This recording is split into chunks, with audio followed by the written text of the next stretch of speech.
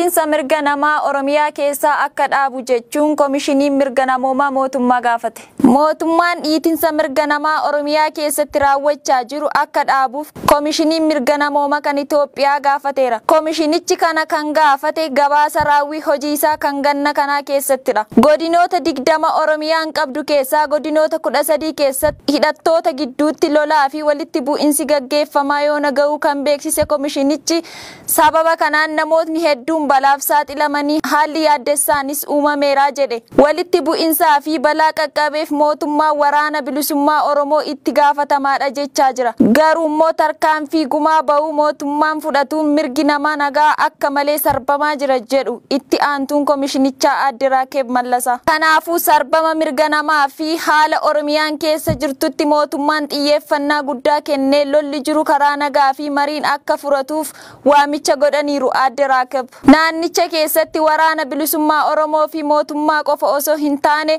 humnootni Amaaraa hidhatan faannoonis namoota nagaa akka ajjeesaa jiran komishinichi jiraattota godina Horro Guduruu Wallaggaa wabeeffatee beeksiseera. Godina kana keessatti sababa dhibdee nageenyaatiin hojii baruu fi barsiisuu bakkoota hedduutti adda citeera. Barsiisaan ganna 26 godinichatti barsiisaa turan maqaan sababa nageenyaaf hin dhahamne tokko irraa dhagaye kan jedha komishinichi. Sababa faannoon uummata Oromoo ajjeesuuf nageenyi hin jirreen kan ka'e hojii isaanii irratti miilaan kiiloomeetira 90 deemanii haala ulfaataa keessa baqatanii Finfinnee jiru jedhe.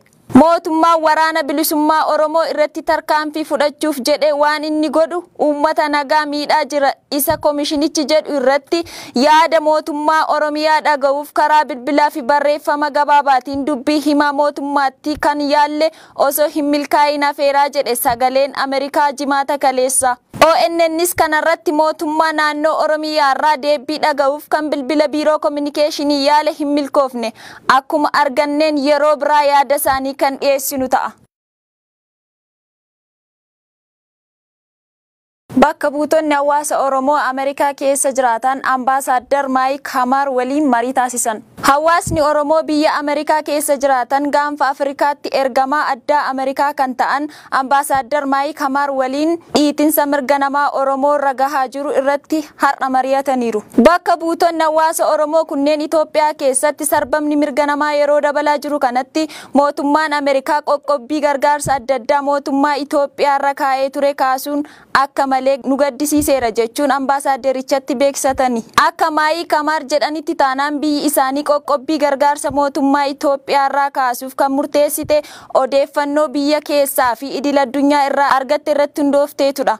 Keessattuu waliigaltee nagaa buusuu mootummaa fi adda bilisummaa uummata Tigraay gidduutti erga mallattaa'ee booda sarbinsi mirga namaa mootummaa Itoophiyaa raawwatamu hir'ataa waan jiruufidha jedhame. Bakka buutonni Oromoo kunneen marii nageenyaa mootummaa Itoophiyaa fi waraana bilisummaa Oromoo gidduutti taasifamee ture amma danqamee jiraachuu isaatti yaaddoo qaban Maayik Hamariif himaniiru.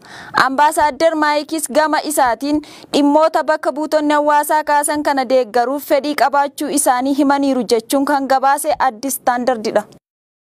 Kitaabni kuusaa asoogaawwan barreessitoota Oromoo 13 hirmaachisee boorni eebbifamaa jedhame.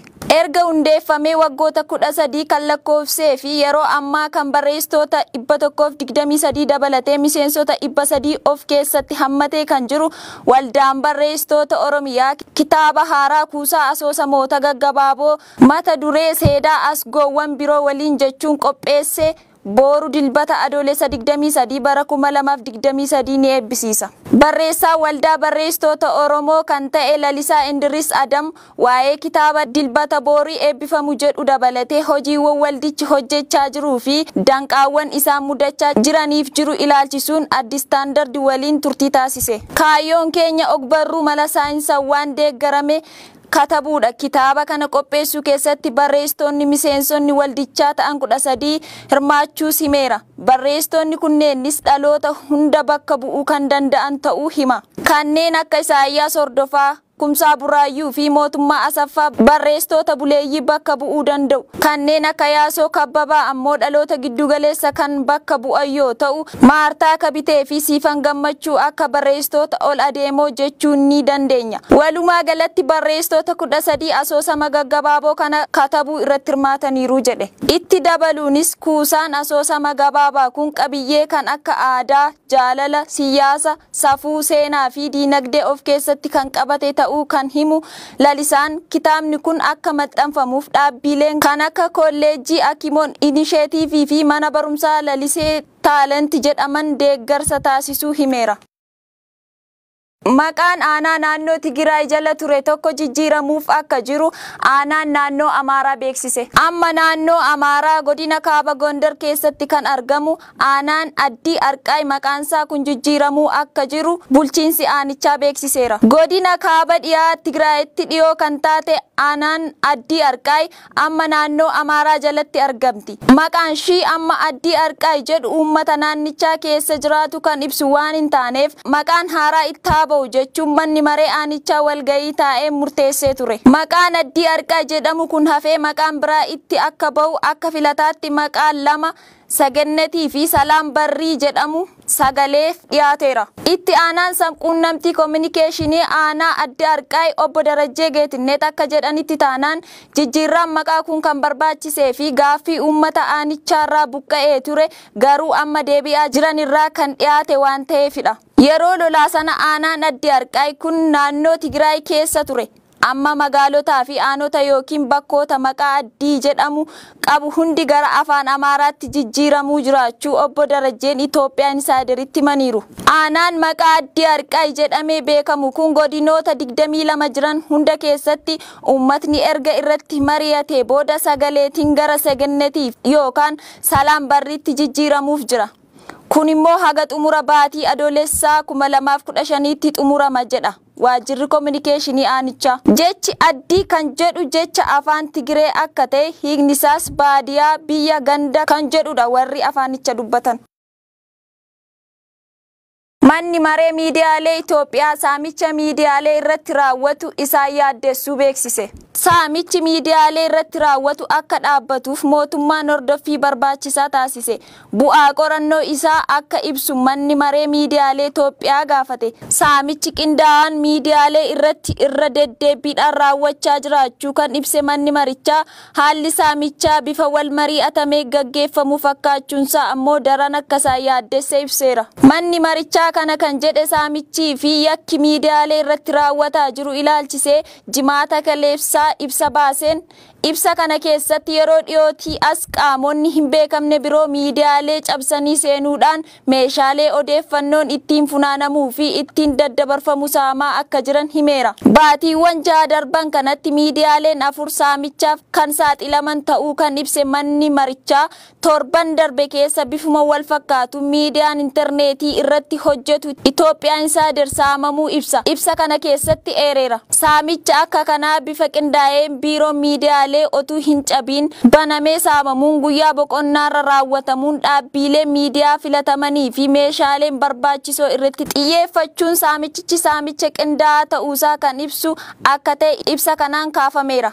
Haalli kun ammoo saamichi kun namoota dhuunfaadhaan kan gaggeeffamu ta'uusaa nama shakkisiisaa jedheera. Qaamonni saamicha kana raawwatan qabamanii seeratti akka dhiyaataniif gaazexeessitoonni bu'uura labsiidhaan kaa'amee yaaddoo fi doorsisa malee bilisummaadhaan akka hojjetaniif mootummaan xiyyeeffannoodhaan hojjechuu akka qabu manni marichaa gaafateera. Saamicha kana ilaalchisee yeroo adda addaatti qaama poolisiitti beeksifamuun bu'aan qoratamee argame akka hin jirre ibsa kanaan eerameera.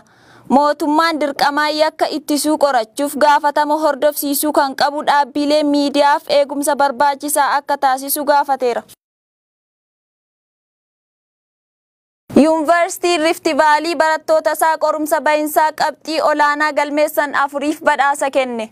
Yuunivarsiitii Rift Vaalii har'a barattoota isaa kaampaasiiwwan magaalaa Finfinnee fi magaalaa Shaggar jiran bakka tokkotti eebbisiiseera. Sagantaa eebbaa kanarratti barattoota isaa 4 kanneen qorumsa bahinsaa qabxii olaanaa fidaniif badhaasa kenneera.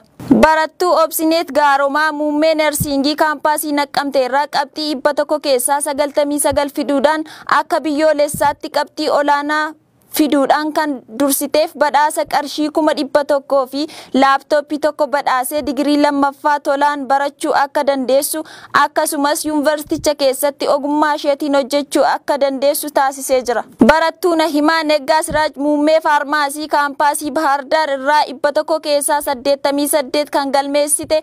Barattuu Hayaat Badiruu muummee faarmaasii kaampaasii Adaamaa irraa 100 keessaa 87 kan galmeessite. Barataa Lalisaa Boodanaa muummee faarmaasii kaampaasii Amboo irraa 100 keessaa 87 kan galmeesse. Tokko isaaniitiif qarshii 100,000 badhaaseera. Yuunivarsiitii Rift Vaalii badhaasa kanaan alatti barattoonni arfan badhaafaman yoo hojii fedha yuunivarsiiticha keessa hojjechuu akka danda'an waadaa seeneera.